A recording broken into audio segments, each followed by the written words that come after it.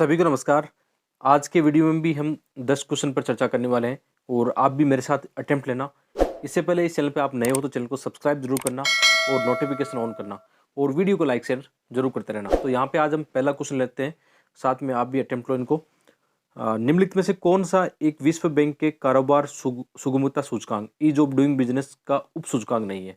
ठीक है, इंग्लिश वाला भी आप थोड़ा सा देख सकते हो, उससे भी आपको हिंट मिलता रहेगा।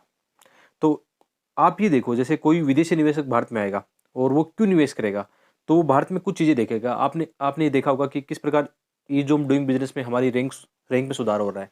तो कौन कौन से कंपोनेंट इसमें होने चाहिए। जैसे हम एक निवेशक के नज़रिए से देखते हैं कि पेइंग टैक्सेज, ठीक है, टैक्स के मामले में जैसे यहाँ पे सरलता है कि नहीं या जटिलता है। आप टैक्स जमा कराते हो तो ऑनलाइन सुविधा है कि नहीं, ऐसी मतलब इसमें सुविधा है कि नहीं, देखना चाहिए। इसके अलावा रजिस्टर प्रॉपर्टी, जैसे आप कोई यहाँ पे कोई भी फैक्ट्री लगाते हो या कोई भी और कहीं निवेश करते हो तो उसमें रजिस्टर जो प्रॉपर्टी है उसमें क्या सुविधा है आपके पास, या लॉन्ग इसमें लंबा टाइम लगता है, वो देखना है। यहाँ पे देखना डीलिंग विद कंस्ट्रक्शन परमिट, तो इसमें भी कितना टाइम लगता है। तो ये कहीं ना कहीं आपको ये लगता है ना कि बिजनेस से जुड़ी हुई चीज़ें, तीनों बिजनेस से जुड़ी चीज़ है। जबकि पहला वाला क्या लग रहा है, कानून व्यवस्था। तो कानून व्यवस्था तो बहुत एक बड़ा कंपोनेंट आ गया, जो कि कहीं ना कहीं सरकार से जुड़ा हुआ टॉपिक है, ठीक है, लीगल व्यवस्था से जुड़ा हुआ टॉपिक है कि इस देश में कानून व्यवस्था है कि नहीं।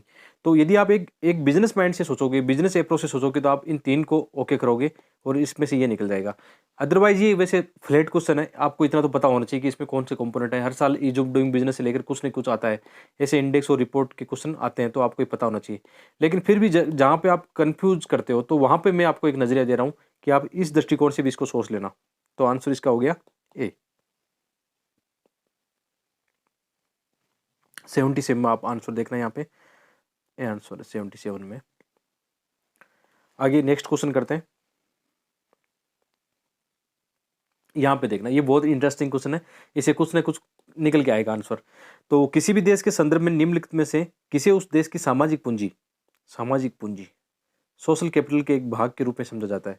तो ये पूछा जा रहा है कि यहाँ पे सोशल कैपिटल हम किसको बोलेंगे, एक तरह से ये कह सकते हैं, किसको मानेंगे। ऑप्शन चलते हैं, जल्दबाजी मत करना, आराम से इसको निकालना कि जनसंख्या में साक्षरों का अनुपात, क्या ये सामाजिक पूंजी होगी। जनसंख्या का एक पार्ट साक्षर है, तो क्या हम उसको सामाजिक पूंजी मानेंगे, ऐसे सोचना आपको।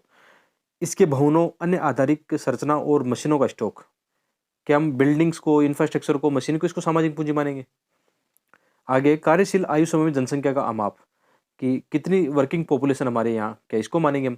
आपको ये देखना है कि इसमें पूछा है सोशल कैपिटल, सिंपल सा जानना है कि समाज क्या है, सामाजिक पूंजी यानी समाज से बनी पूंजी। समाज की पूंजी कब बनेगी।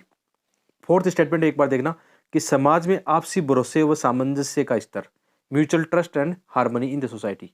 तो ये मतलब ऐसी चीज है कि आप जिसको आराम से कर सकते हो। ये सब चीजें अधूरी है, मतलब इसको सामाजिक पूंजी बनाने के लिए केवल एक पक्ष की बात कर रही है। जितने भी हमने ऊपर बात की है, एक एक पक्ष आ रहा है इन पे, एक जनसंख्या का आ रहा है, इसमें इंफ्रास्ट्रक्चर आ रहा है, इसमें भी साक्षर जनसंख्या का आ रहा है। ये क्या कह रहा है कि यार पूरा समाज ही आपस में भरोसेमंद और सामंजस्य के साथ रहना तो मजा आ जाए, और उसी को हम क्या कहते हैं, सोशल कैपिटल कहते हैं। और वर्ड से भी आप जान सकते हो कि सोशल कैपिटल, यहाँ पे सोशल वर्ड आया है, सोसाइटी से जुड़ा हुआ है, मात्र एक स्टेटमेंट में ये है। तो ऐसे आपका नजरिया आता है, आप श्योर कर सकते हो आंसर को। जहां पे भी आपको लगता है कि यार इसमें से कौन सा आंसर होगा, इसको क्वेश्चन को मैं छोड़ूं या कॉन्फिडेंस के साथ में आगे बढ़ूं, तो ये नजरिया अच्छा होता है। तो इसका आंसर एक बार चेक कर लेते हैं, 80 में डी आंसर है कि नहीं।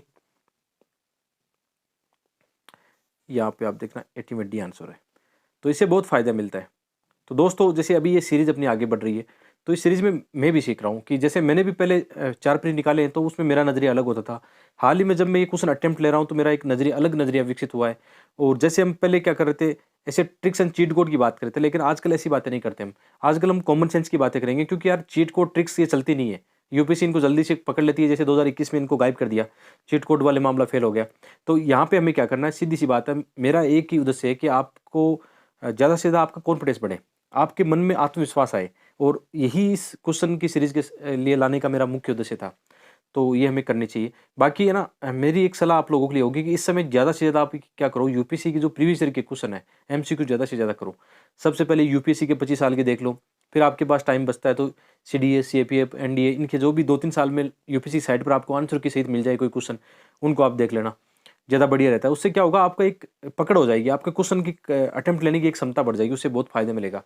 जैसे ये क्वेश्चन चलते हैं, लॉजिकल रीजनिंग बहुत इंपॉर्टेंट है। यूपीएससी चाहता है कि ऐसे माइंड वाले लोग आगे बढ़े जिनका मतलब लॉजिकल रीजनिंग में जिनका ज़्यादा विश्वास हो, जो अच्छे से इनको हैंडल कर सकते हैं। ठीक है, ये क्वेश्चन देखना आप, भारत में पिछले 5 वर्षों में खरीफ की फसलों की खेती के संदर्भ में, खरीफ की फसल की बात कर रहा है कि खेती के संदर्भ में निम्न कथनों पर विचार कीजिए। कह रहा है कि धान की खेती के अंतर्गत क्षेत्र अधिकतम है, धान की खेती के क्षेत्र अधिकतम है। तो थोड़ा बहुत फसलों का आइडिया रखते हो तो आपको निकल जाएगा। जैसे आपने देखा होगा भी धान सबसे ज़्यादा होता है, क्षेत्रफल भी इसका हो सकता है। ठीक है, आगे बढ़ते हैं एक बार। कह रहा है कि जवार की खेती के अंतर्गत तिलहन की खेती के अंतर्गत की तुलना में अधिक होता है। जैसे इस स्टेटमेंट को हम सही माने गलत माने, एक चीज़ देखो, ज्वार क्या है, एक फसल है, ज्वार एक फसल है ना। तिलहन क्या है, मतलब ज्वार तो केवल एक फसल है, तिलहन में क्या है, तिलहन में तो बहुत सारी फसलें आ सकती हैं, सरसों भी आ सकती हैं, मूंगफली भी आ सकती है, और भी बहुत सारी आ सकती है, जिससे मतलब एक तरह से आप कह सकते हो ऑयल सीड वाली जो है, बहुत सारी फसलें। ठीक है, तो आप ये देख सकते हो, तो इसमें तो बहुत सारी फसलें आएगी। ठीक है, तो ये स्टेटमेंट तो कटना चाहिए कि यार एक तो बात, एक तरफ एक फसल है, एक तरफ 5-6 फसलें या ज़्यादा भी होगी, आपको थोड़ा बहुत आइडिया हो तो ये तो कटेगा, दो श्योर कटेगा। तो मैं इनको क्या करता हूँ, काटता हूँ, दो को काटता हूँ, मेरे इस नॉलेज पे काटता हूँ मैं। एक वाले पे भी छोटा था, काटूँ नहीं काटूँ, तो दो के हिसाब से मैंने काट दिया एक बार कि ये तो नहीं होगा यार, बिल्कुल नहीं होगा। कॉमन सेंस लगाओगे तो समझ आओगे ये बात। आगे कह रहा है कि कपास की खेती का क्षेत्र गन्ने की खेती के क्षेत्र की तुलना में अधिक है। हमें आइडिया नहीं है, हो सकता है क्या होगा, किसी को नहीं आइडिया रहता कितना क्षेत्रफल कितना है। ठीक है, आगे बढ़ेंगे एक बार, और ये फोर्थ स्टेटमेंट एक बार और चेक कर लेते हैं कि गन्ने की खेती के अंतर्गत क्षेत्र निरंतर घटा है।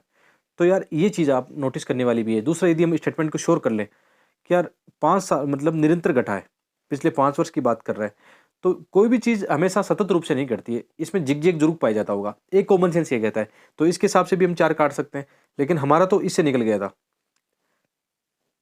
ठीक है, दो वाले स्टेटमेंट से निकल गया, तो इसको निकालते ही तो आंसर इसमें क्या है, 83 में ए आंसर है। देखो, लगता है यार, मतलब वास्तव में कॉमन सेंस लगता है। थोड़ा सा आप अलग नजरिए से सोचोगे ना, तो यूपीसी आपको अपॉर्चुनिटी दे रहा है। यूपीसी कभी नहीं चाहता कि मतलब आप रटे रटाए आंसर पे हम पर ज़्यादा लोगों को सेलेक्ट करें। यूपीएससी ऐसे लोगों को सेलेक्ट करना चाहता है जो थोड़ा सोच समझ कर अपनी बुद्धि का सही से इस्तेमाल करना चाहिए। तो इससे फर्क पड़ता है यार, ये आप इस क्वेश्चन से देख सकते हो। तो नेक्स्ट क्वेश्चन लेते हैं 84। बहुत आसान क्वेश्चन है कि भारत द्वारा आयातित कृषि जिंसों में पिछले 5 वर्षों में निम्नलिखित में से किस एक का मूल्य के आधार पर अधिकतम आयात किया है। हमने ये देखना है कि इन कृषि जिंसों में से किसका हमने ज़्यादा आयात किया है। तो जैसे एलिमिनेट करके बढ़ते हैं इसमें। सबसे पहले स्पाइसेज यानी मसाले, मसाले को तो आप जानते हो प्राचीन काल से हम क्या रहे, आत्मनिर्भर रहे, तो हम इसका क्या करते हैं, निर्यात करते हैं। ताजे फल के मामले में हम विश्व में टॉप पे हैं, तो हम आयात क्यों करेंगे। फिर बात आती है 50-50 पर कि कम से कम 2 स्टेटमेंट आपने निकाल दिए, दलहन और वनस्पति तेल। तो आप आए दिन न्यूज़पेपर में ये चीज़ पढ़ते होंगे ना कि हम कितना पाम ऑयल कहाँ से आयात करते हैं। अभी सूरजमुखी वाला मामला बन रहा है कि रूस और यूक्रेन के कारण क्या हुआ है, सूरजमुखी तेल काफ़ी ज़्यादा प्रभावित हुआ है, क्योंकि हम वहाँ से इसका आयात करते थे। तो ऐसे कॉमन सेंस और न्यूज़पेपर की खबरों के हिसाब से आप इनको आराम से आइडिया लगा सकते हो। और दाल के मामले में तो आप ये जानते हो कि भारत में दालों का क्षेत्र काफ़ी ज़्यादा है वनस्पति तेल की तुलना में। तो इसको आप एलिमिनेट आराम से कर सकते हो, आंसर आपका निकल के आ जाएगा डी। ये कॉमन सेंस से भी कर सकते थे, और बाकी यदि आपके पास थोड़ा बहुत भी न्यूज़पेपर सही से पढ़ते हो तो भी आप इसको कर सकते हो। इसमें कोई एक्स्ट्रा ये नहीं चाहिए कि आपको इकोनॉमिक सर्वे का डीप नॉलेज होना चाहिए, ऐसा नहीं है। सामान्य स्टेटमेंट से आप इनको कर सकते हो। एक बार 84 में चेक कर लेते हैं, 84 में आंसर है डी। ठीक है, तो नेक्स्ट क्वेश्चन अटेम्प्ट लेते हैं 85। राजव्यवस्था के संदर्भ में निम्नलिखित में से किस एक को आप स्वतंत्रता की सर्वाधिक उपयुक्त व्याख्या के रूप में स्वीकार करेंगे। तो यहाँ पे क्वेश्चन जो है लिबर्टी का है, ये आपको देखना है लिबर्टी का है। तो इनमें से कौन सा अच्छा इसका लिबर्टी को बताता है, ये देखना आपको। तो पहला स्टेटमेंट है राजनीतिक शासकों की तानाशाही के विरुद्ध संरक्षण। दूसरा कह रहा है नियंत्रण का अभाव। तो आप ये सोचो ना, नियंत्रण हो जाए, नियंत्रण का अभाव हो जाए तो क्या होगा, तो आप तो ये होगा कि दूसरे की स्वतंत्रता का हनन होगा, ये नहीं हो सकता। इच्छानुसार कुछ भी करने की, ऐसा कैसे पॉसिबल है। यदि इच्छानुसार कुछ भी करने की आज़ादी हो तो फिर दूसरे की स्वतंत्रता का हनन हो जाएगा। अब बचा ऑप्शन हमारे पास ए और डी। ये कह रहा है स्वयं को पूर्णतः विकसित करने का अवसर, opportunity to develop oneself fully. तो एक तो ये लग रहा है हमें कि स्वतंत्रता की व्याख्या कहीं ना कहीं इसमें आ सकती है। एक बार चेक कर लेते हैं ए वाले को कि राजनीतिक शासकों की तानाशाही के विरुद्ध संरक्षण। तो ये तो केवल एक पक्ष होगा ना, ये अनेक पक्ष नहीं होगा। जबकि इसको हम देखें, इन दोनों की तुलना करें तो ये बहुआयामी दृष्टिकोण की ओर बता रहा है, ये केवल एक पक्ष की बात कर रहा है। तो किसको आंसर चुनोगे आप? हमेशा याद रखना, होलिस्टिक और आपकी गहराई वाला जो आंसर है ना उसको चुनना। तो आंसर इसका क्या होगा? डी। 85 में चेक कर लेते हैं एक बार, बिल्कुल ठीक है, डी आंसर है। तो ये ठीक है, इस तरीके से हमें करना है। और इस तरीके से जैसे हम क्वेश्चन कर रहे हैं तो 2019 वाले में ये पेपर हम जो कर रहे हैं उसमें 30 से लेकर 40 की रेंज ऐसी है जिसमें आप कॉमन सेंस टेक्निक यूज में ले सकते हो। और फिर 40 क्वेश्चन ऐसे होंगे जो आपको अटेम्प्ट लेने हैं आपके अपने नॉलेज के हिसाब से, जिसमें फुल आपको श्योर हो एकदम, जिसमें 50-50 आप क्वेश्चन कर सकते हो। तो आपको ऐसे तरीके अपनाने चाहिए, डरना नहीं है। आप डरोगे ना तो क्वेश्चन आपके अटेम्प्ट कम होंगे, फिर स्कोर भी आपका कम होगा। ये आपका कॉन्फिडेंस का गेम है, बस आपको ये देखना है। आगे एक बार बढ़ते हैं नेक्स्ट क्वेश्चन में 86 में, कि भारतीय रुपये की गिरावट रोकने के लिए निम्नलिखित में से कौन सा एक सरकार या भारतीय रिजर्व बैंक द्वारा किया जाने वाला सर्वाधिक संभावित उपाय नहीं है? ठीक, संभावित उपाय नहीं है, इसको जरूर नोट करना कि हमें रुपये की गिरावट रोकने के लिए इसमें से कौन सा उपाय, इसमें 3 पॉजिटिव है और क्या एक इसमें से है जो उपाय इसमें शामिल नहीं है। ठीक है, आगे बढ़ते हैं, इसमें कौन सा होगा एलिमिनेट करके आगे बढ़ते हैं। पहला कह रहा है कि गैर जरूरी वस्तुओं के आयात पर नियंत्रण और निर्यात को प्रोत्साहन। तो ये तो स्टेप ले जाएगी, पॉजिटिव है, ये हमारा आंसर नहीं हो सकता। भारतीय उधारकर्ताओं के रुपये मूल्य वर्ग के मसाला बॉन्ड जारी करने तो प्रोत्साहित। तो यदि भारतीय मूल्य वर्ग में हम कोई बॉन्ड के अंदर ऐसा कर रहे हैं तो वो तो पॉजिटिव स्टेप है, तो ये हमारा आंसर नहीं होगा। तीसरा क्या है? विदेशी वाणिज्यिक उधारी से संबंधित दशाओं को आसान बनाना। विदेशी वाणिज्यिक, आप ये देखो ना, विदेश से पैसा डॉलर मतलब इंडिया में आएगा तो पॉजिटिव होगा या नेगेटिव होगा? तो पॉजिटिव होगा। ये कह रहा है कि विदेशी वाणिज्यिक उधार से संबंधित दशाओं को आसान बनाना, तो आसान बना देंगे तो डॉलर बाहर से अंदर आएगा तो फायदा होगा, हमें हमारा जो रुपया मजबूत होगा। तो ये भी हमारा आंसर नहीं है। अब एक बार इसको चेक कर लेते हैं। वैसे 3 तो हमने काट दी हैं, क्या ये आंसर होगा हमारा? देख लेते हैं एक बार, कि एक प्रसरणशील मौद्रिक नीति का अनुसरण करना, फॉलोइंग एन एक्सपेंसरी, मतलब तरलता बढ़ाने की बात कर रहा है। तो एक बात देखो ना कि मार्केट में यदि तरलता बढ़ती है तो कहीं ना कहीं क्या होगा, लोगों के हाथों में पैसा आएगा, लोग ज़्यादा खर्च करेंगे, इसे खर्च करेंगे तो मुद्रास्फीति बढ़ेगी, क्रय शक्ति में गिरावट आएगी, ये सब आपने पढ़ रखा होगा। तो आपका आंसर क्या हो गया? डी। ये कॉमन सेंस वाला है, सामान्य वाला है एकदम, कि आप एलिमिनेट करते हुए आगे बढ़े हो। और आंसर एक बार चेक कर लेते हैं, मैं जितना कॉन्फिडेंस से बोल रहा हूँ क्या सही है 86 में? ठीक है, आगे बढ़ते हैं। तो ये तरीका है, मतलब आराम से इनको आप कर सकते हो। ये मतलब सामान्य आपके प्रैक्टिकल जो हमारा चलता है अभी इकोनॉमी में, वो उसके हिसाब से आप कर सकते हो। आपने ज़्यादा नॉलेज भी नहीं पढ़ा हो इकोनॉमी में, फिर भी आप कर सकते हो।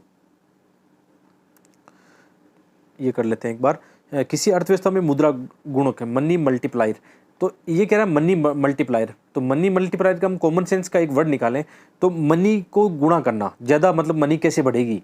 मनी मतलब पैसा, मल्टीप्लायर यानी ज़्यादा, इसको मल्टीपल कैसे होगा? सामान्य अप्रोच से जाओ। ये कह रहा है कि आरक्षित नकदी कैश रिजर्व के अनुपात में वृद्धि से। तो ये आपने पढ़ रखा होगा कि कैश रिजर्व रेशियो में यदि हम क्या करते हैं, वृद्धि करते हैं तो क्या होगा? तरलता घटेगी। ये तो उससे संबंधित मामला है, तरलता घटेगी। एक कह रहा है कि जनता की बैंकिंग आदतों में सुधार, मतलब ये बैंक है और ये आमजन है, ठीक है। तो आमजन अपना पैसा बैंक में जमा कराएं, बैंक के पास पैसा आएगा तो बैंक क्या करेगा इसका? आपने सुना होगा ना कि बैंक के पास 10 रुपये है ना, तो बैंक इसका 100 रुपये बना देगा, या 1000, उसके पास 100 रुपये है ना तो उसको 1000 बना देगा। वो अलग अलग जगह निवेश करेगा, अलग अलग लोगों को देगा। तो बैंकिंग व्यवस्था से ऐसा क्या होता है, कहीं ना कहीं मनी मल्टीप्लाई हो सकती है, इस पर लागू होता है ये रूल। फिर कह रहा है सावधि नकदी अनुपात में वृद्धि, देश की जनसंख्या में वृद्धि, तो ये तो वैसे ही कर जाएगा, क्या मतलब इसका। और ये दोनों जो टूल है, ये आपने देखा होगा कि आरबीआई के टूल है मुद्रास्फीति आदि को कंट्रोल करने के, तो इनसे तो कुछ होने वाला नहीं है। आंसर हमारा निकल के आ जाएगा बी आ जाएगा। तो ये कॉमन सेंस से आप बढ़ो आगे और आराम से इसको टिक लगाओ। 90 में आंसर देख लेते हैं, 90 में बी, ठीक है। तो ये एक तरीका ऐसे है कि जैसे मैं एग्जाम में क्वेश्चन अटेम्प्ट ले रहा हूँ ना, तो यही तरीका मन में अपनाता हूँ। जो हमने पढ़ा वो तो काम आएगा, लेकिन बाकी जो एक्स्ट्रा नॉलेज है वो भी हमारे काम आ सकता है।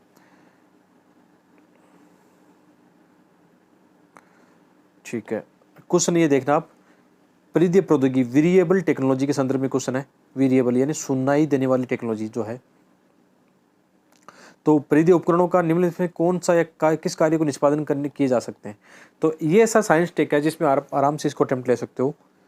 जैसे पहला स्टेटमेंट है, किसी व्यक्ति का लोकेशन निर्धारण करना, लोकेशन आइडेंटिफिकेशन, किसी व्यक्ति का निद्रा मॉनिटरिंग, मतलब sleep monitoring of a person, और किसी का मतलब जो सुनाई नहीं देता जिसको, या जिनके साथ ये दोष हो, स्वर्ण दोष युक्त व्यक्ति की सहायता करना। तो ये टेक्नोलॉजी ऐसा लगता है कि इनमें हम कर सकते हैं। मतलब जितनी भी ऊपर बात की गई है उसमें जब भी टेक्नोलॉजी की बात आती है तो हमेशा यही लगता है कि हाँ इससे संभव है। तो जहाँ पे संभव की बात आती है तो हमें क्या करना चाहिए ऐसे क्वेश्चन में। आजकल ये मत करना कि साइंस और टेक का क्वेश्चन देखोगे आंसर डी मारोगे, आजकल वो नहीं बचा है।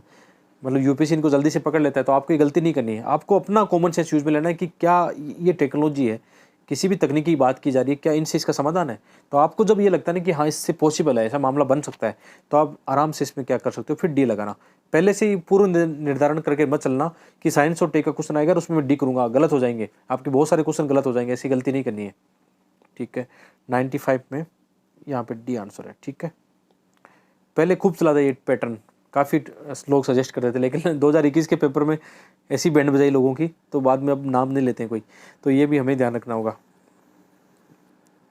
फिर सामान्य क्वेश्चन है, ये जरूर आपको करने, कभी अटेम्प्ट लेने से छोड़ना नहीं इनको, बिल्कुल अटेम्प्ट लेने। और ये वैसे भी चर्चा में रहता है, जैसे हाल ही में वैज्ञानिकों ने पृथ्वी से अरबों प्रकाश वर्ष दूर विशालकाय ब्लैक होलों का विलय का प्रक्षेपण किया है या प्रेक्षण किया है। ठीक है, यहाँ पे आप देखना, recently scientist observe the merger of giant black hole billion of light year away from the earth.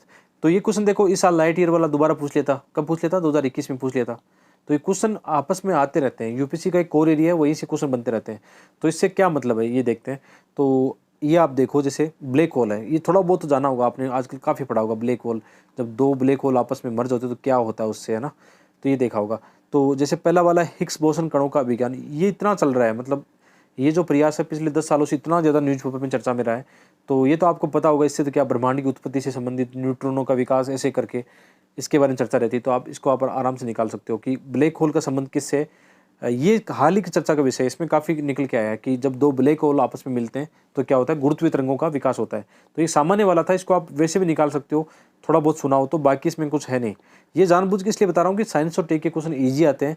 आप यदि आसपास नजर रखते हो अपने, साइंस और टेक के क्वेश्चन कैसे तैयार करने, इसलिए बता रहा हूँ कि अपने आसपास या न्यूज़पेपर में थोड़ा सा ध्यान रखोगे ना, तो इजीली आप इनको अटेम्प्ट ले सकते हो। इसमें कोई कॉमन सेंस वाला बात नहीं, ये केवल अटेम्प्ट लेने की बात है। ठीक है, वर्म होल, ये हमने कभी सुना नहीं इनके बारे में। तो इसमें आंसर क्या हो जाएगा, 97 में बी। आज वाले क्वेश्चनों में थोड़ा कॉमन सेंस कुछ ही क्वेश्चन में लग पाए, बाकी थोड़े फ्लेट वाले क्वेश्चन ज़्यादा लग रहे हैं। ठीक है, 97 में हमने बी देख लिया, आगे बढ़ते हैं। एक क्वेश्चन और लेते हैं लास्ट अब, 98 देखना आप। निम्नलिखित में से कौन से भारत में सूक्ष्म जैविक रोग जनकों में बहुऔषधि प्रतिरोध के कारण बनते हैं। ये काफ़ी चर्चा में रहता है कि आजकल ये हो रहा है कि किसी दवा के प्रति प्रतिरोध पैदा हो जाता है। ये आपको देखना है कि ऐसा क्यों हो रहा है। तो इसे स्टेटमेंट देखना कि कुछ व्यक्तियों में अनुवांशिक पूर्ववर्ती जेनेटिक का होना। तो इसके बारे में तो हम नहीं कह सकते कि ऐसा होता है क्या। आगे स्टेटमेंट है कि रोगों के उपचार के लिए प्रतिजैविकों की गलत खुराक, ये होता है। मतलब जैसे डॉक्टर ने आपको कोई दवा दी, तो या तो आप उसका कोर्स पूरा नहीं कर पाओ, या कई बार हम मेडिकल से दवा लेके आ जाते हैं कि आपका ऐसे ही सर दर्द हो रहा है, आप ऐसे दवा ले ली, जबकि बीमारी और कोई है। तो ये गलत खुराक लेने से होता है। तो ये स्टेटमेंट तो सही है। फिर आगे बढ़ते हैं। ये कह रहा है कि पशुधन फार्मिंग में प्रतिजैविकों का इस्तेमाल, ये भी पॉइंट सही है, आजकल बहुत ज़्यादा मुद्दा में रहता है। तो 2 और 3 तो हमारे यहाँ पर निकल के आ गए हैं पॉइंट, 2 और 3। तो हम 2 स्टेटमेंट को निकाल सकते हैं। ठीक है, जहाँ पे 2 और 3 नहीं है वो तो निकल गए, बी और डी में से बचा। अब ये क्वेश्चन ऐसा है जिसको आपको अटेम्प्ट लेना पड़ेगा, क्योंकि यूपीएससी में क्या है, 50-50 वाले आप अटेम्प्ट लेके चलोगे तो ही फायदे में रहोगे। तो अभी हम 4 वाला मामला बचा है हमारे सामने, बाकी बी और डी में से ऑप्शन आ चुका है। तो ये कह रहा है कि कुछ व्यक्तियों में चिरकालिक रोगों की बहुलता। तो चिरकालिक रोगों की बहुलता का और दवाइयों में कुछ संबंध नज़र नहीं आ रहा है। यदि आप इसको ऐसे ऐसे करोगे ना, ऐसे चल भावुक होकर करोगे, यार इसे तो सही लग रहा है मुझे, लेकिन जब तक थिंकिंग नहीं करोगे ना, तो ये क्वेश्चन आपका गलत हो जाएगा, आपको लगेगा इसका डी आंसर है। लेकिन ये कह रहा है कि कुछ व्यक्तियों में चिरकालिक रोगों की बहुलता है, multiple chronic disease in some people. तो ये हम कैसे कह सकते हैं कि इसकी वजह से क्या हो सकता है, प्रतिरोध हो सकता है, हम नहीं कह सकते इस बारे में। ठीक है, नहीं कह सकते, तो आप आंसर इसमें चुनना है आपको बी। कभी कभी ऐसे भी सोच लेना, और दिमाग में ये पालोगे ना कि साइंस और टेक का क्वेश्चन में डी करूँगा, तो डी करोगे तो गलत हो जाएगा, ऐसा नहीं करना हमें। ठीक है, तो 10 क्वेश्चन हो गए हमारे। इसका एक बार आंसर चेक कर लेते हैं। 98 में बी आंसर है। ठीक है, तो 10 क्वेश्चन हो चुके हैं और कुछ क्वेश्चन ऐसे भी आए थे, जैसे ये मैंने जानबूझ के हाईलाइट किया कि बताऊंगा आपके बारे में, इस बारे में कि ये क्या है। जैसे हाल ही में समाचारों में रहने वाला किस्पर प्रोटीन, तो ये क्वेश्चन कैसे आया था, उस साल नोबेल प्राइज स्टडी से जुड़ा हुआ था। तो साइंस और टेक को जब भी तैयार करो ना, साइंस और टेक में एक क्वेश्चन, तो अधिकांश जो क्वेश्चन आए वो आए आपकी प्रैक्टिकल स्टडी से, आपके आसपास में। जैसे आप मोबाइल फ़ोन की इस्तेमाल कर रहे हो, 4G 5G टेक्नोलॉजी है, ठीक है, इसमें किस्पर केस आजकल बहुत ज़्यादा चल रहा है। अभी कोविड-19 को लेकर जितनी भी चीज़ें चल रही है, तो इनको आप तैयार कर लेना, ये बहुत आसान है, ठीक है। इसका आंसर ऐसे ही, ठीक है, बता देते हैं कि किस्पर केस जो प्रोटीन है वो क्या है। तो सिंपल सी बात है, कैंची है, ये आणविक जो कैंची है, जो क्या करती है, उसमें DNA में इनमें काम आती है, इनको सुधार में काम आती है, 98 में ए। तो वैसे 10 क्वेश्चन हमने कर लिए थे पहले, ये तो ऐसे बताने के लिए था। भाई साइंस और टेक के क्वेश्चन कैसे तैयार करोगे, जो प्रैक्टिकल चीज़ें उनको ध्यान में रखना। तो मेरे हिसाब से आज का वीडियो भी अच्छा बना है, बिल्कुल लाइक शेयर करते रहना, और बाकी ऐसे और वीडियो लाते रहेंगे। यदि आपकी डिमांड हुई, आप चाहते हो ऐसे वीडियो और बनाएं, तो लगातार मैं लाता रहूँगा। मिलते हैं एक और वीडियो में, बहुत बहुत धन्यवाद।